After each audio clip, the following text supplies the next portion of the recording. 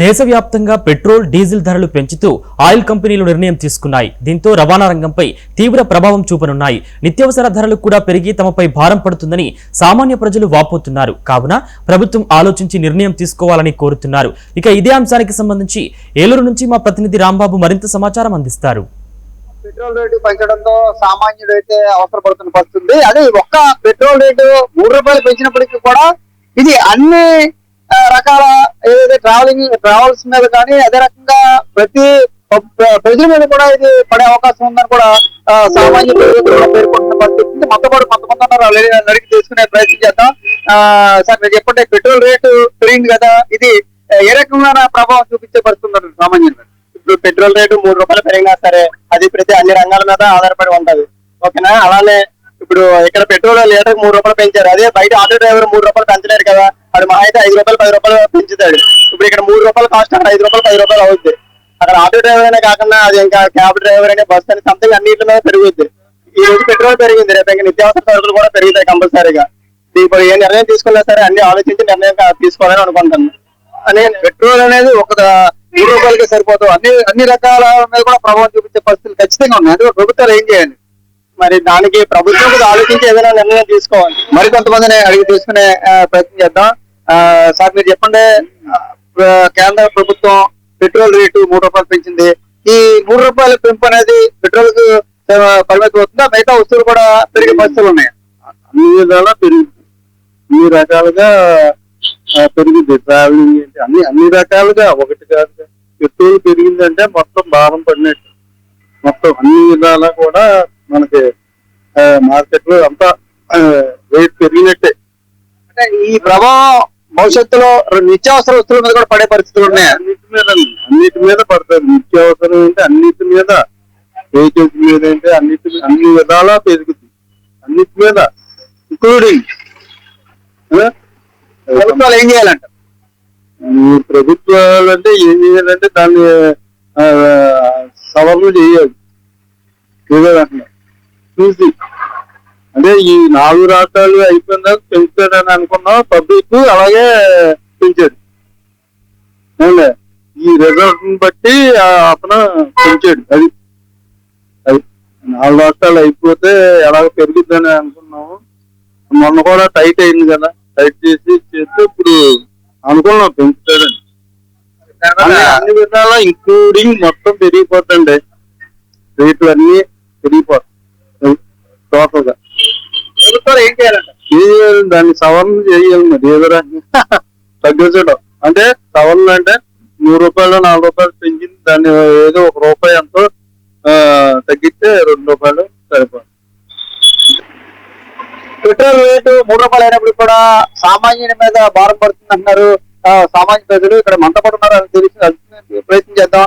మీరు చెప్పండి, ప్రభుత్వం అయితే ₹3 పెట్రోల్ రేటు పెరిగింది, కానీ ఈ పెట్రోల్ రేట్ ₹3 అనేది ఏ వర్గాల మీద, ఏ అంశాల మీద ప్రభావం చూపించబడుతుంది? ముఖ్యంగా లేబర్ మీద పడుతుంది బాగా వ్యాపారం. సామాన్యులు చాలా ఇబ్బంది పడతారు. ఇప్పుడు ఆల్రెడీ చాలా పెరిగిపోయినాయి రేట్లు. పోను ఎంత పెరుగుతాయో ఏమవుతాయో తెలియదు. ఇది బాగా కొంచెం చిన్న దెబ్బే. మధ్యలో పేదలకి కొంచెం బాగా కొంచెం రేట్లు తగ్గిస్తే గవర్నమెంట్ కొంచెం. పెట్రోల్ పెరగడం అనేది ఏ వస్తువు మీద, నిత్యావసర వస్తువు మీద, ఏటి మీద ప్రభావం చూపే అవకాశం ఉంది? అనేది ప్రభావం చూస్తుంది. నా రవాణా సంఘం మీద ఎక్కువ చూపించింది. వాటిని తీసుకొచ్చేవి కూరగాయలే కానీ, ఫ్రూట్సే కానీ, ఏనా ఎటు చెట్టు రవాణా మీద ఎక్కువ రన్నింగ్ అవుతుంది. మళ్ళీ పెట్రోల్ ఇదే కదన్నా, మొత్తం డబ్బులేగా. కొంచెం భారం పెరుగుద్ది. కూరగాయల మీద భారం పడుద్ది, తినే ఫుడ్ మీద భారం పడుద్ది, కొన్ని పనుల మీద భారం పడతాయి, సామాన్యుల మీద భారం పడుద్ది. సామాన్యుడు కొంచెం బాగా నలిగిపోతాడు. అంటే ఇక నిత్యావసర వస్తువుల మీద కూడా ఏమైనా ప్రభావం పడే అవకాశం ఉంది? పడుద్ది అన్న, 11 ఉంటుంది పడుద్ది. ఈ రేటు పెరిగిన రేటు పెరిగితే ఆల్మోస్ట్ కొన్ని పెరిగిపోయినాయి రేట్లు. ఈ పెరిగిన మన పెట్రోల్ ఆడడం వల్ల కొనుక్కోవడం మళ్ళీ ఇంకా పెరిగితే భయం వేస్తుంది. ఏం చేయాలి ఏంటో మరి చూడాలి. గవర్నమెంట్ కొంచెం చూసుకుని కొంచెం పేద ప్రజలకి కొంచెం తగ్గించి చేస్తే బాగుంటుంది అనుకుంటున్నాను. పెట్రోల్, డీజిల్ పెరగడం వల్ల సామాన్యులందరూ కూడా ఇబ్బంది పడుతున్న పరిస్థితి ఉంది. ఇక్కడ కొంతమంది నిత్యం పనికి వాళ్ళు ఉన్నారు, వాళ్ళని అడిగి తెలుసుకునే ప్రయత్నం చేద్దాం. మీరు ఏం చేసుకుంటారు? ఈ పెట్రోల్ డీజిల్ రేట్లు పెరగడం వల్ల ఎటువంటి ఇబ్బందులు కలుగుతాయి? మాకు అన్ని పెరుగుతాయి కదండి, ఉప్పు పప్పు అన్ని. ఇప్పుడు పెట్రోల్ వల్ల అన్ని పెంచుతారు కదండి, ఏ వ్యవసాయ పనులు చేసుకుంటాం మరి కూలీ నాలుగు, వీటి వల్ల ఇబ్బంది పడతాం కదండి. తగ్గించాలని మేము కోరుకుంటున్నాం. ప్రతిదీ అదే పెట్రోల్ డీజిల్ పెరగడం వల్ల మిగతా వస్తువులు అన్ని పెరిగే అవకాశం ఉందా? మరి పెరిగితే అని అనుకుంటున్నాం కదండి. వాటి వల్ల మొన్న దాకా గ్యాస్ ఇబ్బంది, ఇప్పుడేమో ఇలాగైతే అలాగ మధ్య తరగతి వాళ్ళు ఇబ్బంది అవుతుంది కదా. ఏం చేయాలని కోరుకుంటున్నారు ప్రభుత్వాన్ని? ఏదైనా అభివృద్ధి చేయాలని మేము కోరుకుంటున్నాం. మాకు ఎట్లా అయితే అలాగండి తగ్గించాలని కోరుకుంటున్నాం. అది సామాన్యులు ఇబ్బంది పడతారు కదండి. ఇప్పుడు వాళ్ళ డీజిల్ పెరిగింది, వాళ్ళ రేపు మళ్ళీ ఇంకోటి, అలాగైతే ఇబ్బంది పాలవుతాం కదండి.